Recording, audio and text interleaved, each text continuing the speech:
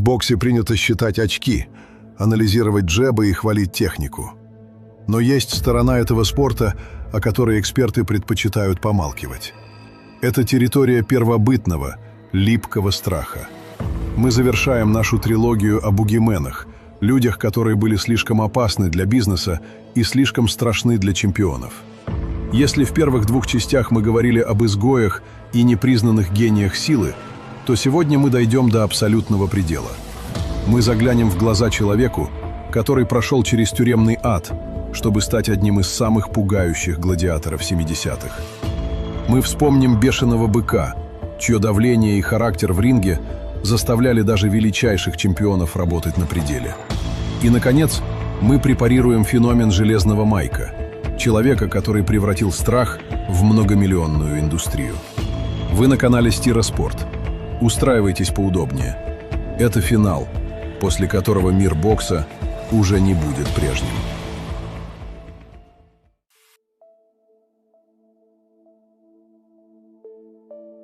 Чтобы понять, почему Рон Лайл наводил ужас на тяжелый вес, нужно заглянуть не в его послужной список, а в его личное дело в тюрьме штата Колорадо. 7,5 лет за убийство второй степени.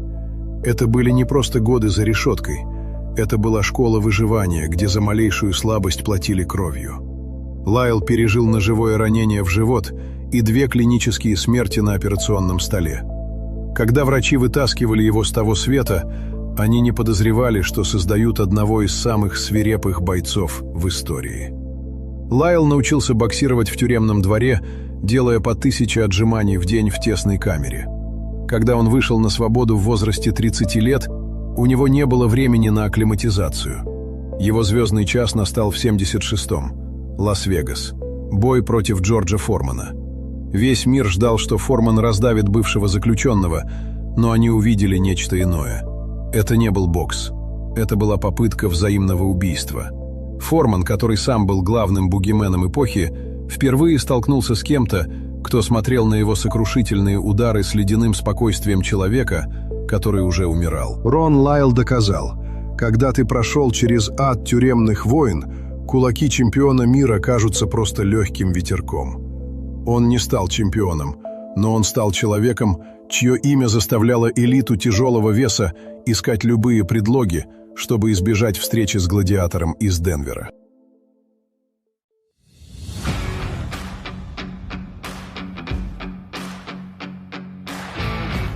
Если Рон Лайл был воплощением стоицизма, то Оскар Бонавена был чистым, нефильтрованным безумием. Прозвище «Эль Торо» — «Бык» подходило ему до каждой клетки тела. Аномально широкие плечи, корявый, почти первобытный стиль и плоскостопие, которое делало его походку пугающе неуклюжей. Бонавена не боксировал, он шел напролом. Он кусался, бодался, наступал на ноги и не затыкался ни на секунду, осыпая соперников грязными ругательствами. Даже Мохаммед Али, величайший мастер психологических игр, признавался, что Бонавена пугал его своей непредсказуемостью. В 70-й год. Мэдисон Сквер Гарден. Бонавена превратил Али в человека, который просто молился о финальном гонге для всей Америки. Ведь быка до этого не мог свалить никто. Оскар был бугименом, потому что его было невозможно просчитать. Он был тем самым грязным бойцом, встреча с которым могла закончиться не только поражением, но и серьезной травмой психики. Его жизнь оборвалась трагично и символично. Пуля охранника в Неваде. Бонавена ушел непобежденным в своем безумии, оставив после себя ауру страха, которую не мог развеять ни один промоутер.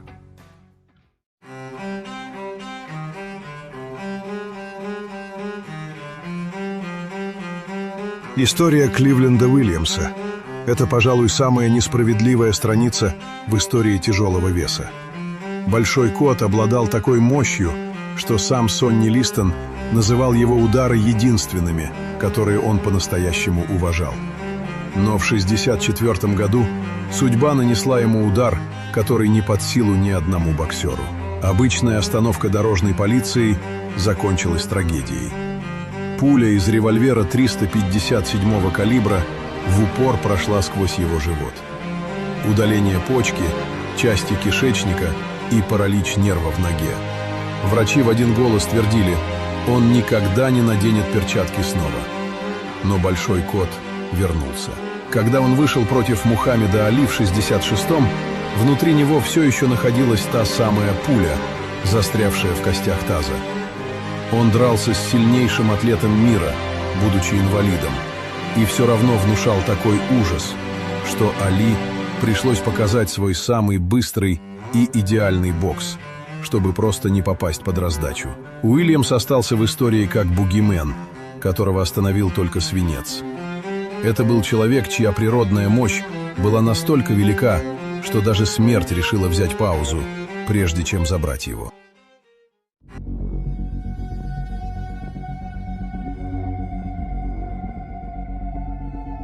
И, наконец, мы подошли к вершине пищевой цепочки. К человеку, который не просто вписал свое имя в историю, а выжег его на теле бокса каленым железом. Майк Тайсон. Период с 85 по 88 год. Чтобы понять феномен Тайсона, нужно осознать одну вещь. Каз Дамато не просто тренировал боксера, он создавал идеальное психологическое оружие. Каз понимал, что в тяжелом весе побеждает не тот, кто сильнее бьет, а тот, кто первым заставляет соперника сомневаться в собственном праве на жизнь. Посмотрите на образ Майка того времени. В нем не было ничего от спорта. Никаких сверкающих халатов, никаких расшитых трусов, никакой музыки для выхода.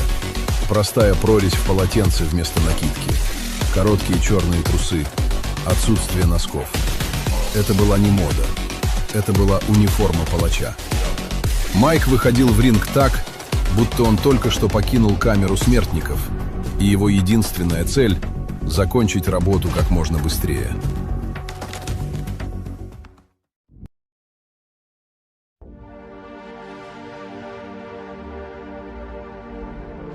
Вы помните взгляд Майкла Спинкса перед гонгом? Спинкс был непобежденным чемпионом, человеком, который дважды прошел через Ларри Холмса. Но когда он посмотрел в глаза 20-летнему Майку, он увидел там не боксера, он увидел бездну. Спинкс проиграл тот бой еще в раздевалке, когда услышал, как Тайсон бьет по лапам в соседней комнате.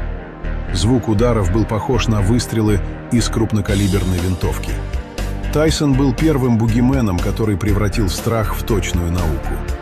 Его стиль пикабу был разработан не только для защиты, но и для того, чтобы постоянно находиться в красной зоне соперника. Он не давал дышать, он не давал думать. Как только звенел гонг, Майк превращался в сгусток ярости, который двигался на тебя с пугающей скоростью. Большинство его соперников ломались психологически уже через 30 секунд, потому что они понимали, от этого давления невозможно убежать.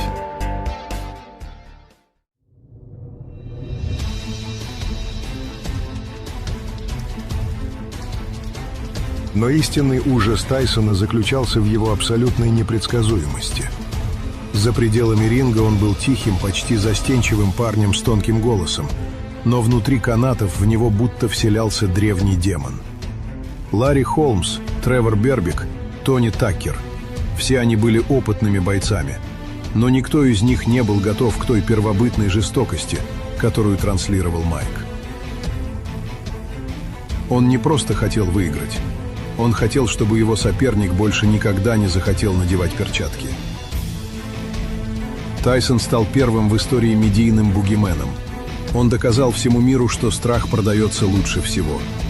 Миллионы людей включали телевизоры не для того, чтобы посмотреть боксерский поединок, а для того, чтобы увидеть публичную казнь. Майк Тайсон в период своей золотой эры был тем самым чудовищем из шкафа, которое внезапно вышло на свет и стала абсолютным королем мира. Если Рон Лайл и Кливленд Уильямс были тенями прошлого, то Майк Тайсон стал ослепительной вспышкой, которая показала, бугимен может стоять на вершине Олимпа и все равно оставаться самым страшным человеком на планете. 3 части, десятки разрушенных судеб, миллионы литров пота и крови. Наша трилогия о бугименах подошла к концу. Мы вспомнили тех, кого система хотела забыть, и тех, кто сам стал этой системой. Кто из них напугал вас больше всего? Чей удар вы до сих пор чувствуете через экран? Пишите в комментариях, для нас важно каждое мнение. С вами был Стироспорт. Мы помним тех, о ком другие боятся говорить. Подписывайтесь, чтобы не пропустить новые главы истории, которую пишут кулаками. До встречи в ринге.